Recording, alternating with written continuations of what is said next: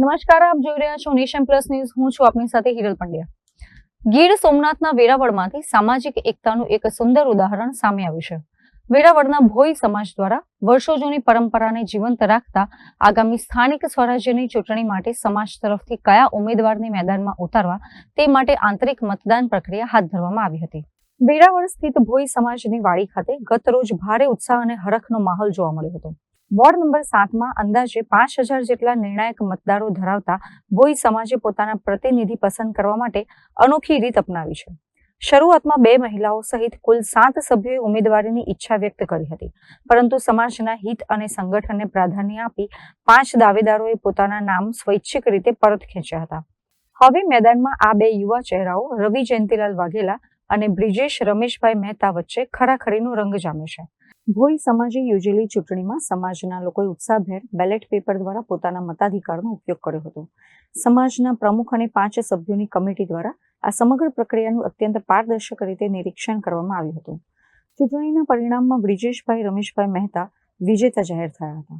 આજ રોજ અમારે સમાજની અંદર આગામી નગરપાલિકાની ચૂંટણી જે આવી રહી છે ત્યારે અનુસંધાનની અંદર જે સેન્સની પ્રક્રિયા હમણાં બીજેપી તરફથી લેવાઈ રહી તે અમારા સમાજ તરફથી પણ અલગ અલગ રીતે બધી જગ્યાએ પોતાના સેન્સ આપેલ અને એ બદલ અમારા સમાજમાં પણ આ વખતે ઘણા બધા ઉમેદવારોએ સેન્સ આપેલ અને ઉમેદવારી નોંધાવેલ. એ બદલ અમારા સમાજે પણ આ વખતે એક નવી પ્રક્રિયા અજમાવી અને લોકતાંત્રિક ઢબે ચૂંટણી કરવાની પ્રક્રિયાનું આયોજન કરેલ.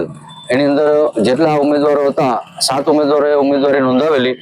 એની અંદરથી 2 મહિલાઓ હતા અને 5 જેન્ટ્સ ઉમેદવારી હતી અને એક સ્વસ્થ ચૂંટણીની પ્રક્રિયાને અજમાવતા લોકતાંત્રિક ઢબે અમે બધા ઉમેદવારોમાંથી છેવટે 2 ઉમેદવાર રહ્યા અને બાકી બધાને પોતાના નામ પાછા ખેંચી અને એની વચ્ચે અમે આંતરિક રીતે અમારા સમાજની અંદર બેલેટ પેપર દ્વારા ચૂંટણીનું આયોજન કરેલ અને એમાં 2 ઉમેદવારો વચ્ચે રસાકસી થયેલ અને ખૂબ જ હર્ષોલ્લાસ સાથે બ્રિજેશ રમેશભાઈ મહેતા એ વિજેતા બનેલ છે અને સમાજ તરફથી ખૂબ ખૂબ અભિનંદન આપેલ છે. અને અમારા સમાજના 5000 જેવા મતો હોય છે જે અમારા વોર્ડ નંબર 7ની અંદર ખૂબ અસરકારક હોય છે કોઈ પણ પક્ષ માટે, તો એની પણ નોંધ લેવાય છે. અને અમારા સમાજના દરેક લોકોને હું અભિનંદન પાઠવું છું કે આવી સ્વસ્થ પ્રક્રિયાની અંદર સમાજનો હિસ્સો બની અને સમાજને ગૌરવ આપવા બદલ અમારા સમાજના દરેક લોકોને ધન્યવાદ આપું અને અમારા સમાજના જે આગેવાન આગળ થશે એને અમે પ્રમોટ કરી અને વેરાવળના વિકાસ માટે, વોર્ડના વિકાસ માટે અને સમાજના વિકાસ માટે અમે પૂરી જોર લગાડીને પ્રમોટ કરીને વિજેતા બનાવશું.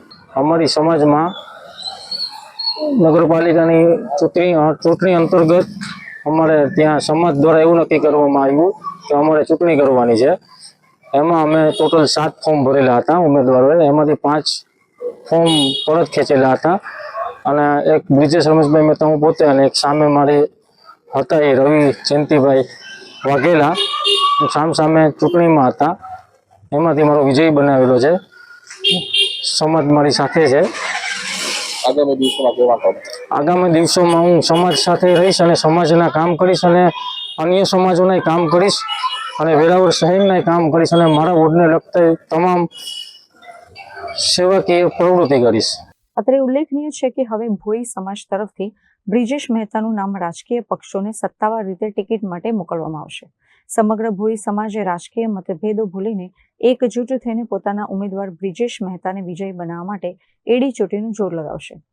જ્ઞાતિવાદ અને જૂથવાદના રાજકારણ વચ્ચે વેરાવળ ભોઈ સમાજની આ પહેલ અન્યો માટે માર્ગદર્શક સાબિત થઈ રહી છે. સમાચારોના સતત અપડેટ મેળવવા માટે અમારી નેશન પ્લસ ન્યૂઝની યુટ્યુબ ચેનલને સબસ્ક્રાઇબ કરો, બેલ આઇકન દબાવો અને જોડાયેલા રહો ફેસબુક, ઇન્સ્ટાગ્રામ અને ટ્વિટર પર.